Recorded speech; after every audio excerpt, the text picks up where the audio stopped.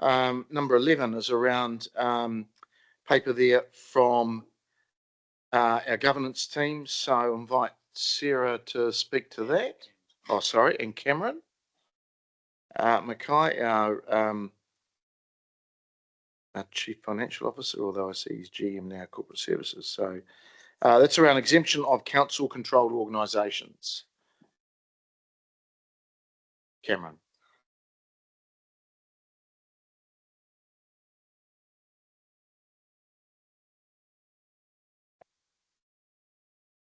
Kia ora and good morning, Mayor and Councillors. Largely take the report as read, but I just want to cover off a few points for you.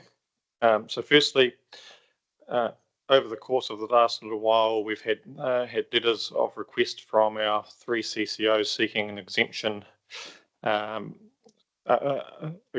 for auditing, basically, but the legislation that it comes under is basically being called an exempt CCO. So what that means is, whilst they're still a CCO for us, they are exempt from the requirements of the Local Government Act that applies to a council-controlled organisation. So things like audited annual reports and other types of artefacts, statements of intents and that sort of thing, they become exempt from that. In terms of our advice to you today, so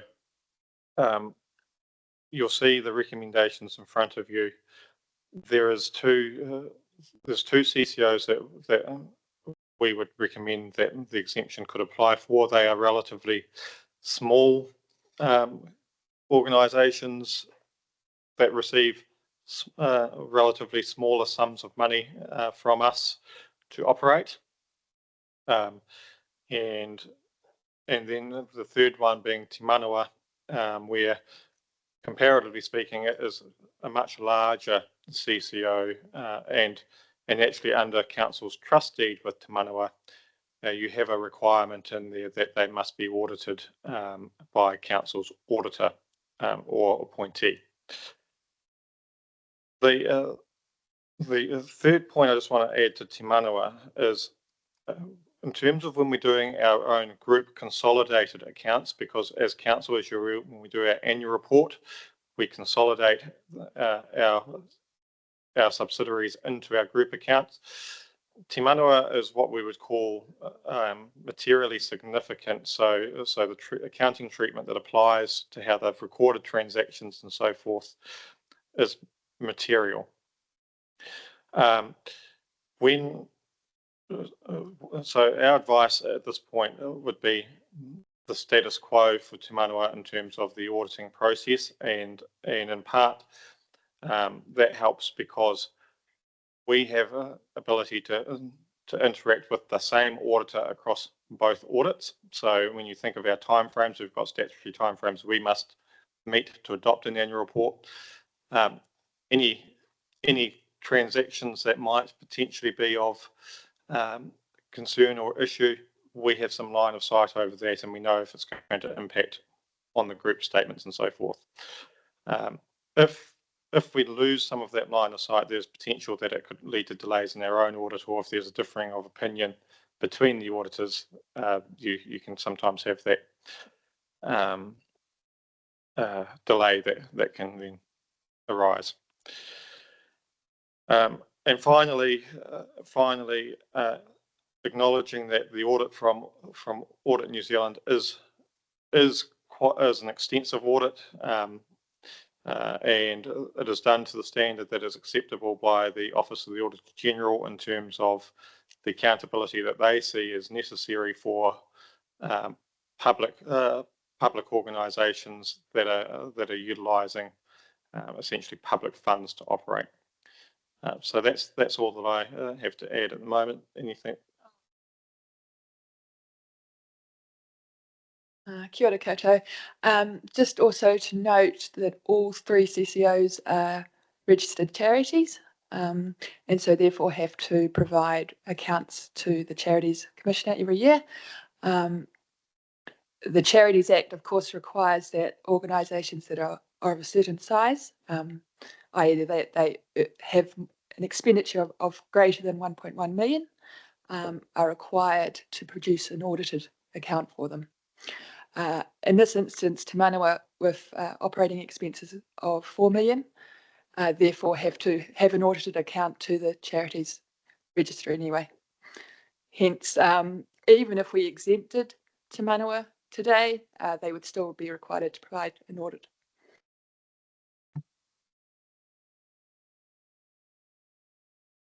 All right, thank you. Okay, questions. Councillor Bowen. Thanks, Mr. Mayor. I do have a few, sorry. But thank you for the information you provided in advance of the meeting. I suppose to start, we've received these requests from the CCOs, which are entirely about audit, as you said, Cam. Just want to give us a little bit of context as to why audit has become this burning issue that the CCOs are writing to us about. I think primarily an audit comes with a cost, ultimately, and as you'll be aware through council's own audit, the costs of conducting an audit have increased in recent times. That's probably primarily the reason that they're sort of saying, well, could we use that money to a more effective use? And have there been issues with timeliness in the auditing of those accounts for our CCOs? Not at the current time that I'm aware of. In previous years? For the CCOs, yes, there have been delays. For the last couple of years, CCOs have presented unaudited accounts to council, on the proviso that if there was an issue, we would represent the accounts once they'd been audited. So far, there hasn't been an issue, so that gives us some benefit as well. So we've had 2 or 3 years of unaudited accounts, but on subsequent audit, there's been no issue with the accounts. Correct. Okay, thank you. In the risk matrix there's 2 risk matrices, the Globe and the Regent taken together, which is all low risk, nothing to see here. And then there's the Te Manawa one, where the only risk that's highlighted above low is a reputational risk, not a financial risk. So why is it not a higher financial risk if our concern is about the finances of council? I guess in terms of the financial risk is limited to the amount that, from a council perspective, to the amount of the grant. It's still a substantial amount of money. And that, I guess that risk tolerance could change if you started to see any sort of issues arise through time. I think the reason why the reputational risk is higher, one is the accountability to the public around the use of funds, and also in terms of what Audit New Zealand do is they do quite a thorough internal control check as well, to ensure that there is sufficient controls in place to limit the risk of something going wrong. Just to add to that, the reason we put finance as a low risk was because they will still be required to do an audit for their charity's status. And I don't think any of them are suggesting they won't have an audit type review, are they? They're all happy to have audits. They just want a cheaper one. That's correct. Yes. Yeah. The accountability for the use of public funds, does that just come through being audited? It comes through a number of mechanisms. I guess you yourselves as governors will have certain conditions for the funds that you provide and reporting obligations. The audit, what that does is gives an independent assurance over top that what is being said is true and factual. So that's what that does. Obviously, the Office of the Auditor General also provides a report globally across all the audits that they conduct for all public organisations. A couple of kind of broader questions. I went back to the Office of the Auditor General's guidance on CCOs, And the place they start with is, have we considered if a CCO is the right option? And there seemed to be some discussion in the paper about the comparison with sector lead organisations, how we treat those. Some of the money is about the same, but we haven't undertaken a Section 17A review in a number of years on these organisations. Is this signalling that that's something we should be doing? I mean, ultimately that becomes a governance call at the end of the day, because you've got a structure in place for which you have controlled through shareholding effectively to run these organisations. Whilst periodically you might choose to do a review of whether it is the appropriate delivery mechanism, there's nothing necessarily to suggest that it's not. But again, those sorts of reviews are a review for your decision making if you so wish. Thanks, Ken. And the other thing I took from that guidance was the Officer of the Auditor General said we should still monitor performance. So there's nothing in the rules to stop us asking for the reporting to continue as it previously has, even if we exempt them. Yes, that's correct. You could consider receiving their annual report as enough of a assurance that what they are doing is within your guidelines or within the purpose of their trust deed. So, well, that's all they will be doing, isn't it? It would be reporting on, they'd be acting within the purposes of their trust deed. We would have no opportunity to set expectations or give wider context. yes, that's correct. You'd lose that responsibility. And when did council last review the trust deeds for those organisations? A couple of years ago, I did a review and I set it up so that they could be exempted in the future. So, okay. Thank you. No further questions. I will signal I do have some amendments coming, Mr. Mayor. Thank you. Councillor Barrett. Thank you, Mr. Mayor. Thanks for the report. Kim, you talked about potential impacts on timeliness of the group audit if Te Manawa went elsewhere. Would there be impacts on the cost of the group audit potentially as well? The impact would so as far be as if there was a delay, then any delay to us producing a group statement and the auditor requiring information from Te Manawa, then they will pass through any costs as a result of that. So that would be what the impact potentially could be for us. And do we have any idea of what the scale of that might be relative to kind of what Te Manawa might be able to get on the open market for audit fees? Yeah, a good question. Difficult to sort of to say what that would be without knowing the specific of a situation that could be. I mean, if there's a need to go back and do rework, you pay essentially for that. If there's a need for internal staff time as well as a result of the delay, there's that potential cost. Notwithstanding that delays could mean that you miss the statutory time frame. Thanks. So is there a risk then that saving Te Manawa a bit of money or enabling Te Manawa to save a bit of money actually ends up being a net increase in cost overall in terms of council, given that council's already paying for their audit via our grant? Yeah, there is that risk, yes. And would you like to give us a probability around that eventuating? Very difficult to say because until you're in that situation, it is hard to say. I couldn't give you an exact probability. Thanks. You talked about how disagreement between auditors could, particularly in the Te Manawa example, lead to delay. How would disagreement between auditors be resolved for either the smaller entities, and what are the likely repercussions of that? So what would, if there was a disagreement, and I guess using hypothetical scenario here, if there was a disagreement around how something is treated, our auditor would state that for us as something that they disagree with in producing the group accounts. We would then have to go back to the subsidiary at that point, being Te Manawa in this case, and say, hey, our auditors have a disagreement on the treatment here, and it's impacting on our consolidation. Now, we how that then transpires thereafter, unknown, depends on the issue. Thanks. And what I was trying to get at as well is like, how would it be resolved if, let's say, the disagreement was between the Globe or the Regent and our audit? So they're much smaller entities, so they have much.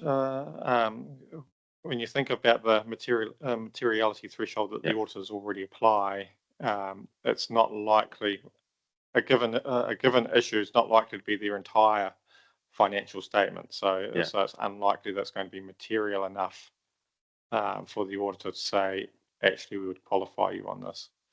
So is it like ultimately we just go, we're right, you're wrong, and we just carry on, or what? The council can agree to disagree on anything in audit. The auditor will still put their thoughts down. There is a materiality threshold. If it's under that materiality threshold, they'll say on any matters we disagree with, but we'll still give an audit opinion that's favourable if it's over the materiality threshold. If we don't change, then you get qualification. Great, thanks. Moving on a little bit to the final question here, just have we had any requests, or just in the dialogue with the CCOs, any requests to be less present in the chamber, or any requests to get out of the SOE type system that we have? No specific requests, no. But the way the exemptions work, it's all or nothing, really. But there, of course, on top of that, you have to, it's all or nothing in terms of the law, but the council, of course, can direct additional requirements, such as requiring an annual report to be presented. Thanks. And so officers' awareness would indicate that there's a level of comfort with the current arrangements? Yes. Great, thank you. Mr. Mayor. Councillors Bellin. Thank you, Mr. Mayor. Tēnā kōrua. I just had a question about how much Te Manawa's audit fees have gone up, and just comparing the last few financial reports, come from 38,000 in 2022 to projected 76,000 this year. What's our risk assessment of that? Yeah, through you, Mr. Mayor, audit fees have, for all entities through Audit New Zealand, have increased in recent times, and predominantly the reasoning behind that.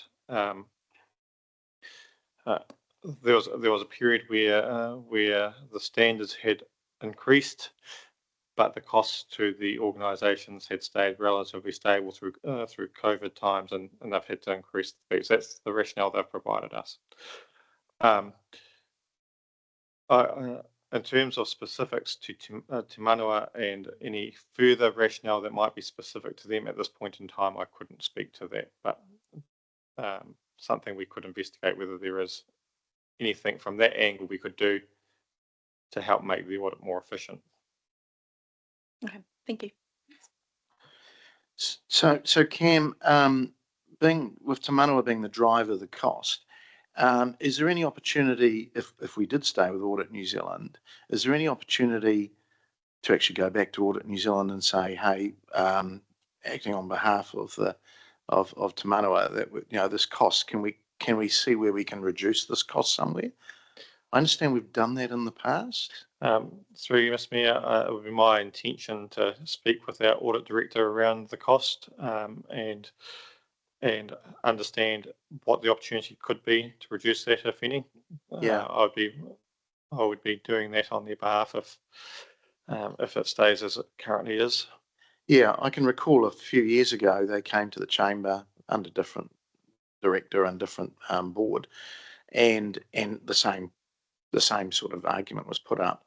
But we helped them with different costs too that they had around HR and a few other costs, and I just wonder if there's other options to help them with their overall budget to reduce some cost from a council perspective.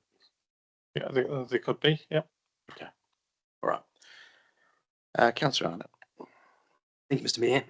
The board chair of Te Manawa has expressed some concerns in correspondence about being recommended to apply for the exemption, but but not being recommended in the paper. Is that more a process for CCOs being able to, offer everybody the same option? What was the option? What was the reasoning for Oh, recommending that they go for it, but then it was just a general conversation. We agreed that this was an option for them all. So, give it to one, give it to all? Mm. Yeah, thank you. So just on that, and hearing your answers earlier, we can't do it for Te Manawa because there's so much public money involved. Is that right? If you were to approve an exemption, the trustee would still require an auditor for which the council would appoint. Right. Yeah. Okay. So it could be somebody else, It could be somebody else. but you're not advising that. No, because that would mean we would have different auditors auditing financials within the group. And we may end up bearing some costs with different things. There is that risk. Yes. Okay. All right. Okay. Councillor Bowen. Thank you, Mr. Mayor. Just to follow up on that, because my understanding from Te Manawa was that the preferred audit company they were working with has previously done audit work for council and with Audit New Zealand. So would that mitigate that risk if they were selecting an auditor who was familiar with our controls and processes? Through you, Mr. Mayor, without understanding that further, I couldn't answer wholeheartedly. But my understanding is that that particular option is not to audit to the standard required under the OAG level of auditing. So it'll have differences to the I guess level of probity. The difference with the output, the product at the end, but surely using a auditor who understands what that audit could be used for would help to position the report in the right place. I couldn't answer that question without knowing the detail further. Okay, thanks, Cam. Thanks, Mr. Councillor Finlay. Yeah, just a quick question. For the Globe Theatre particularly, and possibly for the Regent Theatre, under the Charities Act, could they not just be reviewed? they don't require to be audited or reviewed at all. No, I didn't think they would, so a review would be sufficient. Oh, they don't need to be reviewed at all. They're too small. Yeah. So the, excuse me, the amount of money we're talking about in terms of public money is, and round figures, is Globe's 175,000 of public money. Is that right? And Regent's 250 odd. But Te Manawa's 3.75 million. Yes. Yep. Right. So there's quite big differences in what we're talking here. Yes. Okay. Okay. All right. Well, thank you. That's the questions done. I'm going to put the 4 recommendations up. I appreciate there might be some amendments coming, but councillors, so we'd have one around the council approve the request to treat the Globe Theatre as an exempted organisation and under Local Government Act. And number 2, that the council approve the request to treat the Regent Theatre Trust as an exempted organisation, again under the Act.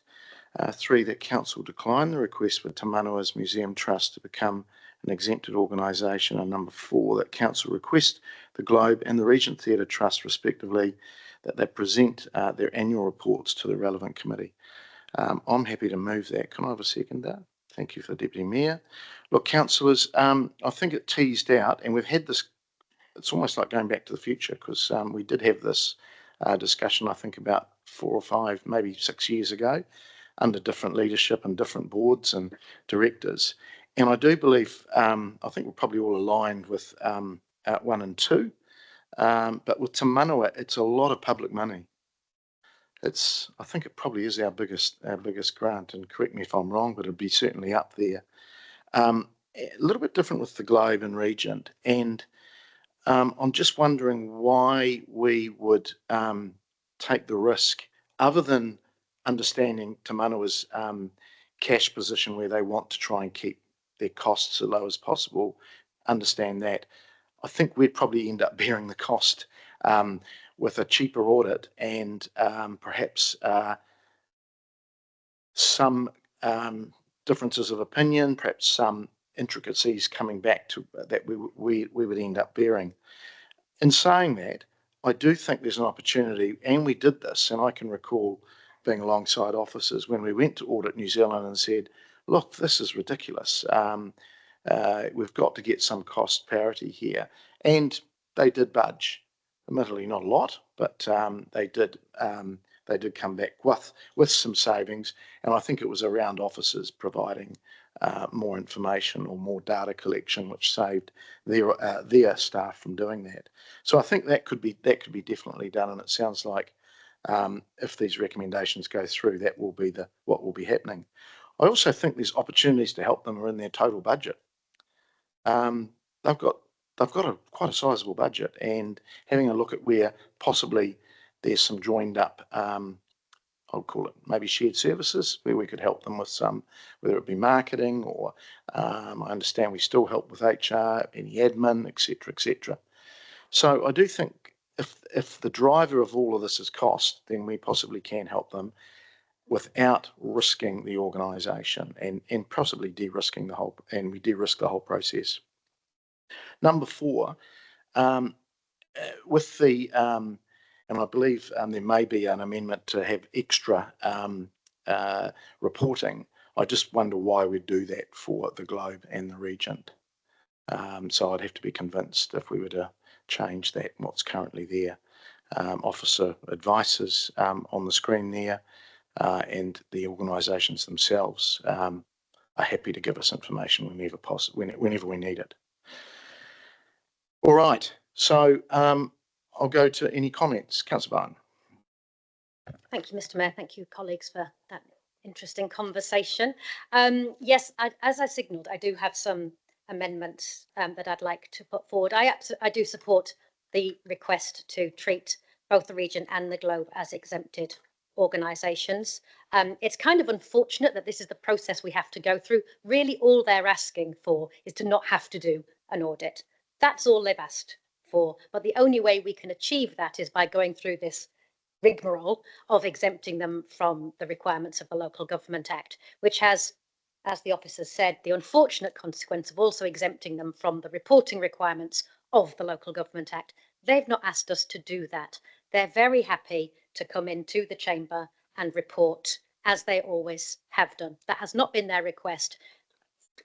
Recommendation number 4 goes way beyond what they've requested us to do. So my suggestion will be that we consider a small reduction in the amount of reporting from the moment, exempting the 6-month report, but requiring everything else to stay the same.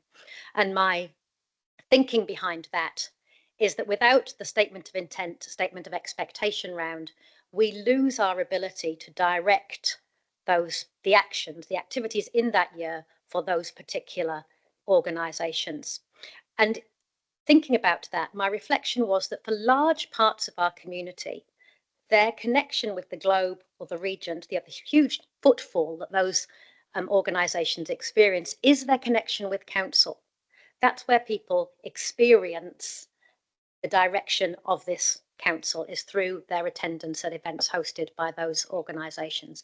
If we don't have a statement of expectation with those, if we've not told them what it should look and feel like to be a subsidiary part of this organisation, then we're running a risk of a disconnect there, which seems to me to be dangerous territory when we reflect back on the trust and confidence scores that we were talking about at the end of last year. I think it's incredibly important that our public-facing organisations reflect accurately the intention and will of this council. And the way we achieve that is through statement of intent. The annual report they present anyway. So the difference I'm suggesting here is that the exemption absolutely takes away the audit requirement, but that we maintain reporting, just dropping the 6-month reports. There's some removal of administrative burden there that they've not asked for. It's just a lovely gift to them at the start of the new year. Of course, as the Mayor said, they're always welcome to come in and present. If something comes out of left field, we would accommodate that. And as we accommodate their request to go and visit at their board meetings or whatever. So really, this is a status quo amendment with a slight benefit of less admin.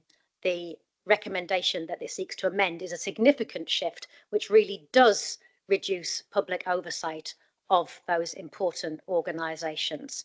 So those are the recommendations that I'd like us, amendment that I'd like us to consider before we get to the substantive. But speaking to the substantive, I was interested in whether we look at Te Manawa. I can hear the conversation. I feel the mood in the room is not for that. But as the Mayor said, this is a conversation that is not going away. Audit costs keep rising. So I'll be interested to see if we can talk to Audit New Zealand, what they can do to keep those costs down. Again, Te Manawa have not said this is a budget concern. They've said this is about the use of public funds. So their audit costs have nearly doubled. And is that the best use of the money that we grant to them? And I think that is an absolutely valid question. Would we rather have $35,000 go to pay Audit New Zealand, or would we rather have that money go into the programmes of Te Manawa or some other action of council? That's not an insignificant amount of money that potentially could be saved by removing the audit requirement. So I am sympathetic to their request on a cost saving basis, if for no other reason. Cost saving in that it allows us to put that money into better use. But I'll wait to see what Audit New Zealand come back with the Mayor's powers of persuasion. I do wonder, Mr. Mayor, whether we need to capture that conversation with Audit New Zealand in the recommendation, or whether that can just happen. Well, it depends if we trust the officers or not, but I'd say it just happened anyway. I have wholehearted trust in our officers. I look forward to hearing of your success in this negotiation and whether we need to consider that as a KPI. So on that basis, I'll be supporting the amended recommendations and look forward to your support for the recommendations, please, which certainly have the support of the CCOs. All right, we'll just speak to the amendments. And before I go to you, Councillor Naylor, look, I do wonder what we're trying to fix here. And Councillor Bowen did approach me on this, and I'm just a little bit, I'm going to be swayed by the room, but I'm just trying to figure out what we're trying to fix here. And there's a little bit of a contradiction going on there. And the papers here did say that they felt there was a level of over reporting on some things here. The amount of money, so we wanted to micromanage the little theatres, but we're quite happy to let Te Manawa off the hook. I don't quite understand that one. So what are we trying to fix?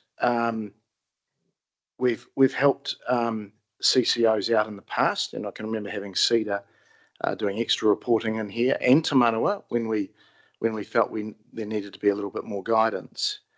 And once they got back into some better territory, we went back to the traditional level of reporting.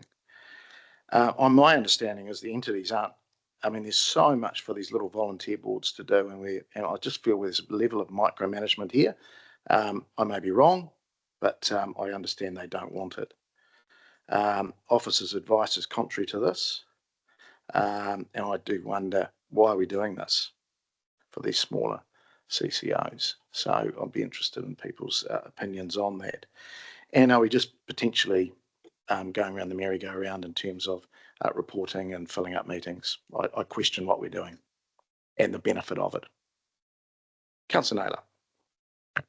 Thank you, Mr. Mayor. I will absolutely be supporting this amendment. I certainly agree that some reduction in the process from a 3-step to 2-step does make sense, and that seems consistent with what the officers are suggesting. But I think I found the statement of intent process really valuable and really important. If we only had the annual report, then we lose that opportunity to ensure that we have appropriate alignment with council's vision and goals from the outset. And that needs to happen, that conversation needs to happen before the activity, not after the activity. Yes, those, the Globe and Regent are a lot smaller, those grants are a lot smaller obviously than Te Manawa in terms, but 174,000 and 258,000 are still significant grants of public money, and we do need to ensure that the activity is consistent with our vision and goals, and that's best achieved through a statement of intent. The Mayor's comments about letting the Te Manawa off the hook, I'm a little bit confused about that, because as I understand it, these recommendations retain all of the current steps of engagement with Te Manawa, and I'm very comfortable with that. Sorry, Mike, got to clarify, my reference was into an earlier comment from a councillor. Councillor Barrett. Thank you, Mr. Mayor and colleagues. I'm rising to speak in support of the amendment there. For me, it's the fundamental of any good relationship management and good accountability practice that you set some things out and then you have a report back on them. So it's, to my mind, the safest and best way that we do actually ensure that the hundreds of thousands of dollars of well-used community public money going to these two organizations continues to be well-used public money within these organizations, and they don't start to neglect them through lack of giving them access to an annual statement of intent to set up expectations, as well as the ongoing report to hold accountability against those. So very much in support of the amendment, and thank Councillor Bowen for bringing it to our attention and giving us the opportunity. Councillor Wood.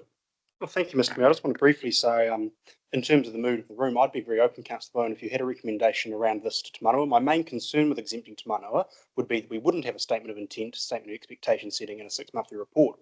But in light of this amendment that we can still do that, even if they're exempt, then I see no reason why we wouldn't exempt Te Manawa, but require the same reporting standards and give them the opportunity of accessing more affordable audit funds, accepting that there may be some risk of increased cost at our end.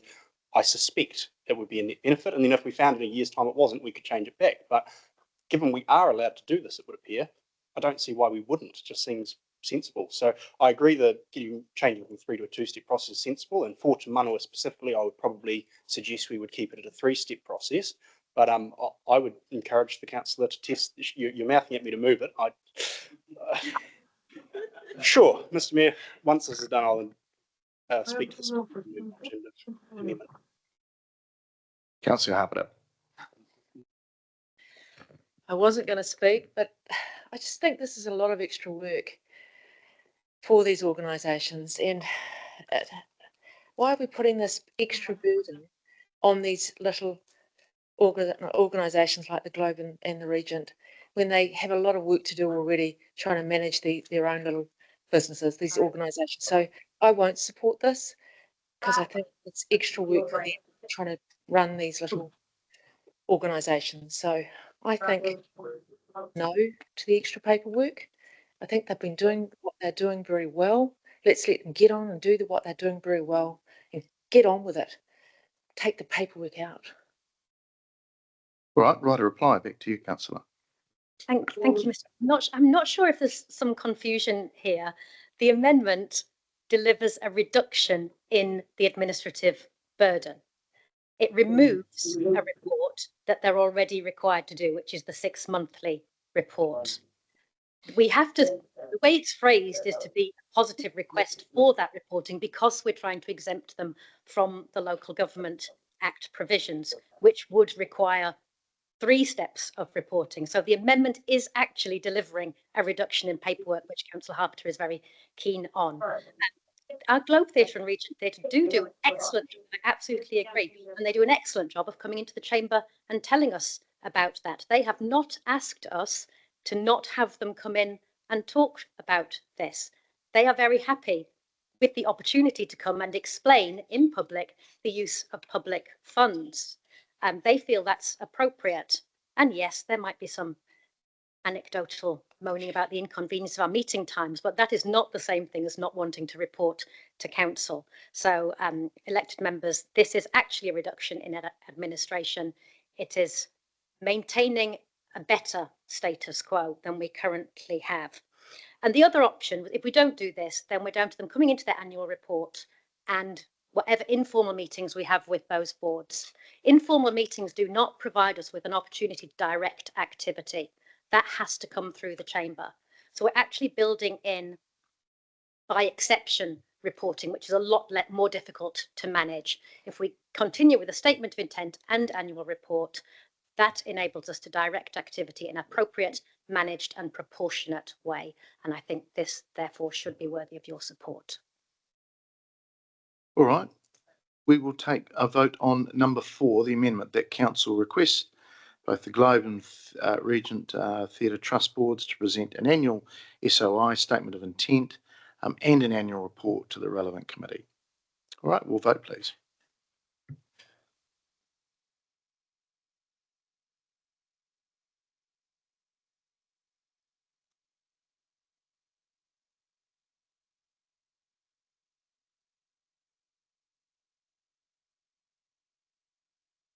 That has passed 11 votes for and 5 against.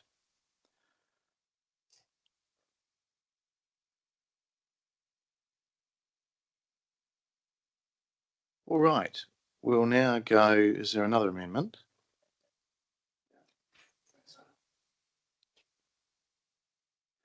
One moment, caller, we'll just wait for this, what's coming up.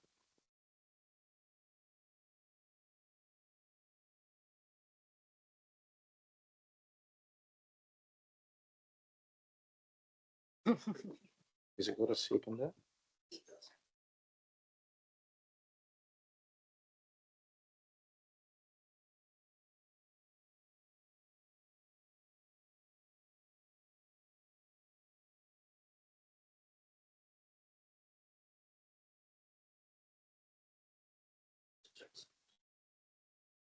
All right, just give everybody a moment. There's a couple of extra amendments there.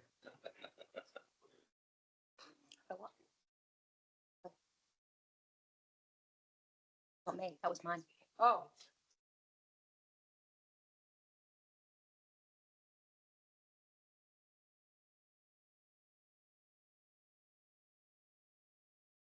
I'm checking.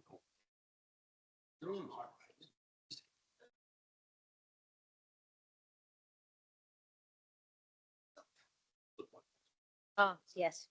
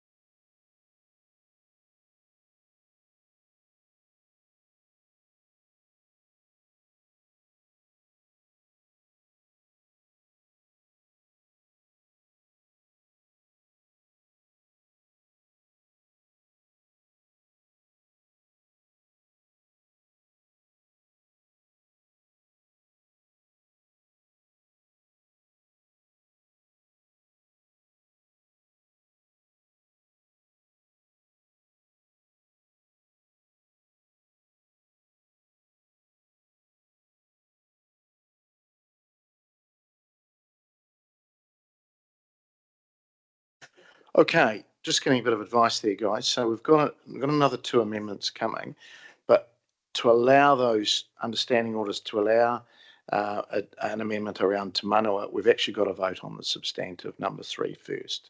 So, and then depending on what happens there, the amendment either comes or it doesn't come. So that's what we're going to do. So I'll get number 3 up, and that is around council declining the request for Te Manua's Te Manua Trust to become an exempted organisation. So we're just going to do that one first, and I'll allow it open if you want to speak to that. Okay. Councillor Wood, you're in the queue. Do you want to speak to that? Thank you, Mr. Mayor, and fair enough. Look, I'm sorry, colleagues, for the confusion there, but effectively the intent of what I'm suggesting is that rather than decline the request, we accept the request. Because that's a negative, it needs to be either failed or passed and then a different resolution moved. The theory here is when I read through this document, I couldn't quite understand why we would stop the reporting process. The key reputational risk was if we didn't have oversight and direction of that amount of public money, that would put our community at risk. And I completely agree with that observed risk. My understanding was we couldn't move an amendment like what Councillor Bowen's just done, saying that, well, they may be exempt from the rules, but we still expect them to do a statement of intent, 6-monthly report and annual report process. Because we can do that, I see no reason why we don't exempt Te Manawa, but still require them to go through that reporting process, meaning we mitigate that reputational risk that we still have public oversight of that much money. In effect, all this would do is we would approve the request from Te Manawa, and then there would be an alternate amendment, number 5 or 6, that would say they would be required to do those 3-step process. So the effect of all of this would mean Te Manawa could choose a different auditor. Everything else would remain the same as it has been for the last 3 or 4 or 5 years. I think that is reasonably sensible. I respect the risk that officers have put up, that there could be a malalignment between our auditors and the auditors that Te Manawa chose. That is absolutely a risk. But is that a risk that will happen every single time, year on year going forward? I highly doubt. There could be perhaps some teething issues in a year that we get sorted out, but I think it would seem unlikely we would end up with 2 audit processes that are consistently conflicting. I think quite quickly Te Manawa would get into a groove where we were getting consistent audit reports that met the conditions that we need. If we found in a year or two's time that that wasn't happening and council ourselves were having to spend significant amounts of money reworking that audit, well then I would be very open to putting them back to being required to use Audit New Zealand. But I see very limited risk of giving it a go at the potential saving of $20,000 or $30,000 of public money. So it just seems like it's not worth us not giving it a try. So I hope you'll vote down number 3 and support an alternative if the time comes. But I can appreciate, I look forward to the conversation.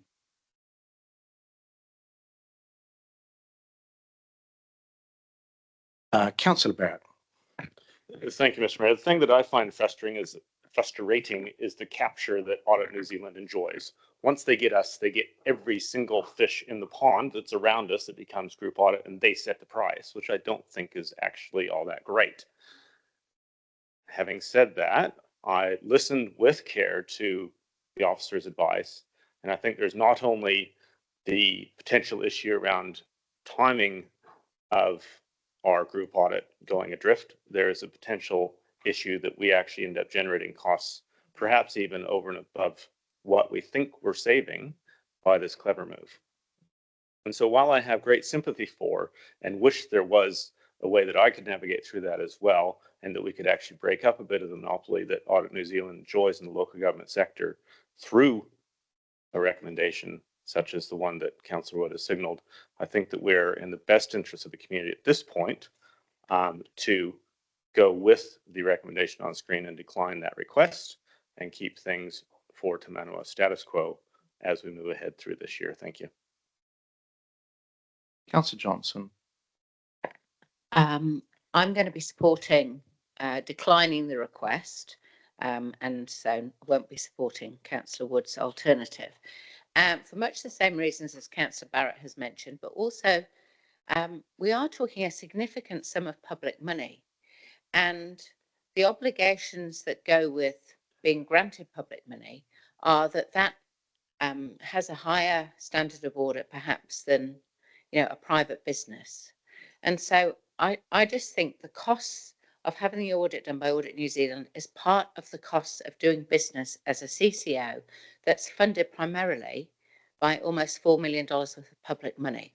So I'm not keen to see the audit requirements relaxed into a private audit. I agree with Councillor Barrett and with staff that will most likely result in more work for our finance team in trying to marry the two things up and cause some, maybe unintended costs on our side. So I think we should just see that the audit cost here is part of the cost of doing business if you run on a large grant of public funds. Thanks. Councillor Naylor. Thank you, Mr. Chair. I'm actually going to support the alternate that Councillor Wood has proposed. I was erring on originally feeling inclined to listen to the officer's advice around that risk of perhaps having a difference of audit opinion. But I've just been reflecting on that a little bit, and sitting at the table at the audit and assurance table and listening to auditors over the years, I've sometimes thought, oh, I wonder if there was another auditor, if their opinion would be the same as this. And I do believe there's some healthy tension. If there is some difference of audited opinion, then I'd actually be quite interested in hearing what that is. So I, for that reason, am going to be voting against the recommendation on the table and will support the alternate that Councillor Wood has proposed. In addition to that, Te Manawa have asked for this. And I think it's a reasonable request. Yes, audit is the cost of doing business. They're not suggesting not to be audited. What they're suggesting is, please, can we choose our own auditors, because then it's going to cost us a little bit less. And I think that's a reasonable request. Just, is there anybody, I mean, Councillor Bowen, you want to, I'm going to make this all the substantive. Is that okay? Okay, all right, Councillor Bowen. Thank you, Mr. Mayor. Thank you, Councillor Wood, for your lip reading ability, which has really improved during your term on council so far. Well done. I will not support the substantive and would look to support the amendment. I think what's become clear in this discussion is that, yes, there is a risk, and officers drew that out really clearly in their reporting and in their answering a question. So thank you for that. I think the point is that a risk that we can mitigate? I think it's quite a low risk. I think we'd know at a year in what that was looking like. And if it happened to cost us a little bit more money than we were potentially saving, at that point, we could chalk that up to experience. But the opportunity of a better use of public funds for $30,000 to $40,000 is not unsubstantial. I'm prepared to look at a low risk to see if we can achieve that better use of $30,000 of public money. So that's my primary thinking. The other thing I'd mention here is that we can exempt small organisations under the legislation. And I say small quite deliberately because there is no definition of what small is. And Auckland Council have exempted many small organisations, which are all quite a lot bigger than the Regent, the Globe, or indeed Te Manawa. So small is relative. Yes, it's not small to us, but in the scope of the wider guidance on this subject, Te Manawa would not be considered not small. This debate has all been about the double negative, hasn't it? They're not small to them. They're not small to us. But under the guidance, they could still be small. And so this wouldn't cause those kind of issues. So I think reading the room, this isn't going to go through. And I do hope that we can continue that conversation with audit to say, your costs are ridiculous, pull your heads in. But failing that, maybe we get a different outcome. All right, thanks, councillors. Just in write a reply. Councillors, please, number 3, you've got to stick to that. Otherwise, why have we got these people next to us giving us expert advice? And this is expert advice because, you know, none of us are auditors, none of us are actually accountants. Many of us, you know, it's a new thing for us. But this isn't Auckland City. This under the Charities Act is 1.1 mil. This is nearly 4.2, of which 4/5 is public money.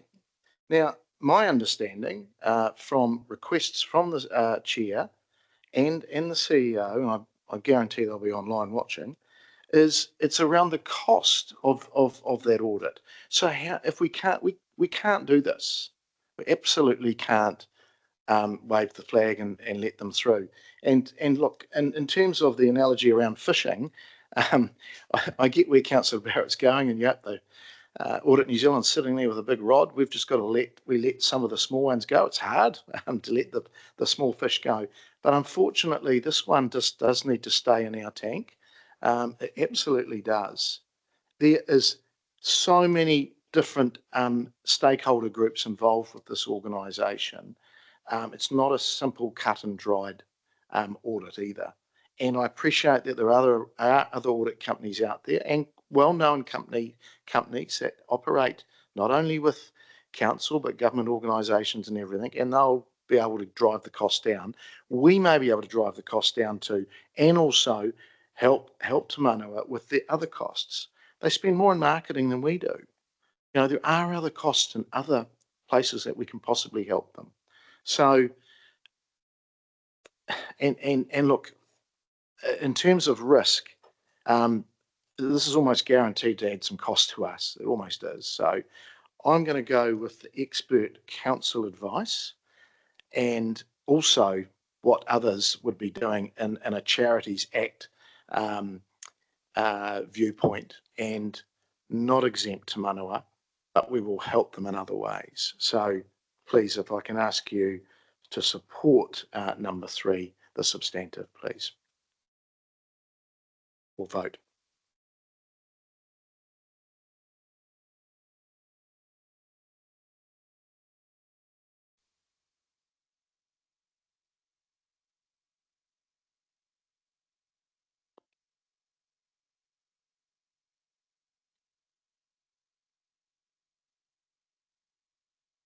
And has passed 12 votes for and 4 against.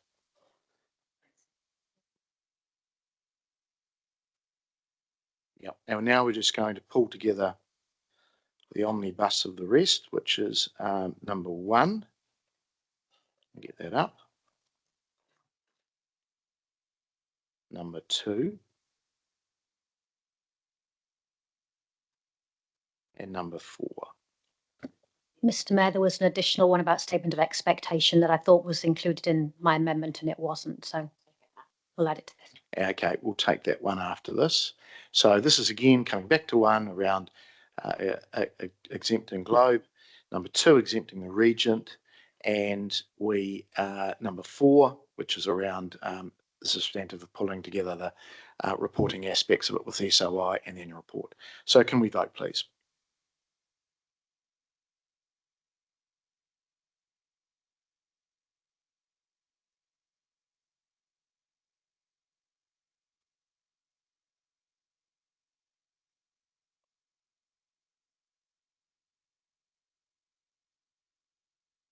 That has passed 16 votes for, none against. Thank you.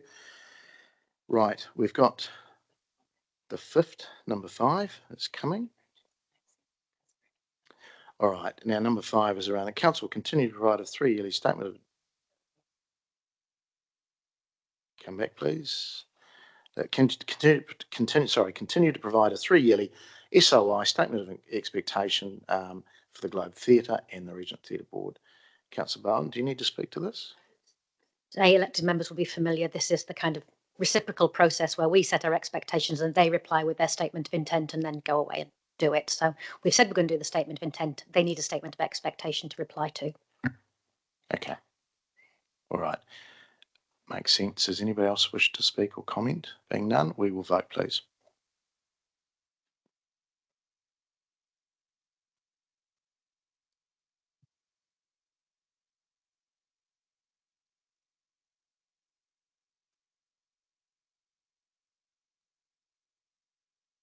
That has passed 16 votes for and none against. Right. We might do lunch, because I'm just looking at everything and thinking probably a wise choice. Okay, we'll be back in here at 1:30, guys. Give an extra 5 minutes. Okay, thanks.